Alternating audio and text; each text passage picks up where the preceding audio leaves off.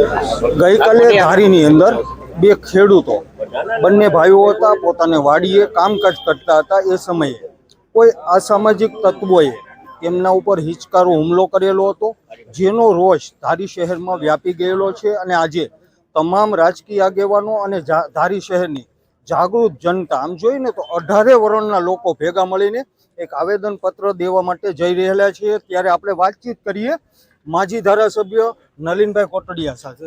નલિનભાઈ, શું છે આજનો આ પ્રોગ્રામની શું છે? ધારીની અંદર વિકરિયાપરાના રહીશભાઈ નનુભાઈ અને એમના ભાઈ અરવિંદભાઈ એમની પોતાની માલિકીની જમીનમાં આવારા તત્વો, અસામાજિક તત્વો નાહવા માટે ગયા અને એમને રોકવામાં આવ્યા। તો એમની ઉપર એમણે હુમલો કર્યો। બધી જ વ્યક્તિઓ દારૂ પીધેલા હતા। આ રીતે ધારીની અંદર છડેછોક દારૂ મળે છે, જે પીવાવાળા પીવે છે અને સમાજને ખૂબ મોટું નુકસાન કરી રહ્યા છે।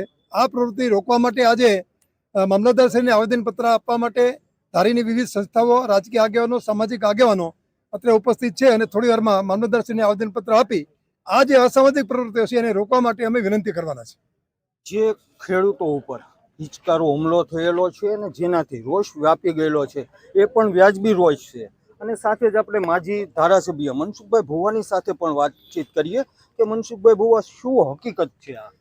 ગઈકાલે તારીખ 11ના રોજ અમારા પરિવારના ભાઈ શ્રી નનુભાઈ અને અરવિંદભાઈ બંને પોતાની માલિકીની વાડીમાં જે કામ કરી રહ્યા હતા, ત્યારે નશાની ધૂતમાં આવી અને અસામાજિક પ્રવૃત્તિ કરનારા જે લોકો છે અને એમની એક ગેંગ બનાવેલી છે। આ ગેંગ દ્વારા હુમલો કરવામાં આવ્યો છે, ગંભીર રીતે માથામાં ઈજાઓ કરવામાં આવી રહી છે। બંને ભાઈઓને અત્યારે હાલ અમરેલી સિવિલ હોસ્પિટલમાં સારવાર હેઠળ છે। આવા કૃત્યને અટકાવવા માટે આજે અમે ધારીની વિવિધ સંસ્થાઓ, રાજકીય આગેવાનો અને સમસ્ત ધારી શહેરીજનો, ગ્રામજનો દ્વારા પ્રાંત ઓફિસર અને મામલતદારશ્રીને આવેદનપત્ર આપી અને રજૂઆત કરવાના છીએ કે આવી પ્રવૃત્તિ રોકાય। દારૂનું જે વેચાણ છે એ દારૂનું વેચાણ ઉપર સંપૂર્ણ બંધ થાય એ માટેની પણ અમે એક આવેદન આપવાના છીએ। એટલે આમાં સૌ ધારી શહેરીજનોએ પણ ખૂબ મોટી સંખ્યામાં આવેદનપત્ર આપવામાં બધા ઉપસ્થિત છે। આભાર। ખરેખર આ હિચકાર હુમલો જે કોઈ આરોપી હોય, જે સમાજના હોય, જેને કૃત્ય કરેલું છે એ વખોડવાના લાયક છે। અને આજે રાજકીય આગેવાનો સહિત સમગ્ર ધારી શહેરના જાગૃત નાગરિકો પણ જ્યારે એકઠા થયેલા છે, ત્યારે આપણે નગરપાલિકાના પ્રમુખ એવા જયદીપભાઈ બસિયાની સાથે પણ વાતચીત કરીએ। જયદીપભાઈ, શું કહો છો? આ અસામાજિક તત્વોને આને સજા થવી જ જોઈએ। અમારે આવેદનમાં બધું લખેલું છે, અમે આવેદન દેવા જઈએ જ રહ્યા છીએ। આખું વેકરિયાપરા, આખું ધારી ગામ, કેમ કે આ અસામાજિક તત્વોને, આવા વડીલોને, કોઈ નિર્દોષ વડીલને એની વાડીમાં જ ઘૂસીને મારવા યોગ્ય નથી। એટલા માટે અમે આવેદનપત્ર દેવા જઈએ।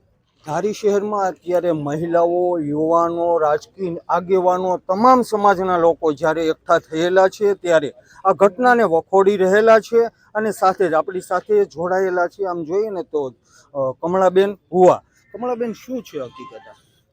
હકીકતમાં જે અસામાજિક તત્વો, દારૂડિયા, બુટલેગરો આ છેલ્લા 4 વર્ષથી અમારા ગામની અંદર એટલો પગ કરી ગયા છે। અને જે આ બનાવ બન્યો, નનુભાઈ ભુવાને જે મારવામાં આવ્યા, ઈ જે આ દારૂડિયા હતા, ત્યાં નશો કરી અને નનુભાઈનું પાણી, નનુભાઈની કુંડી, એને ગાયોને પીવા માટે એને કુંડી બનાવેલી છે।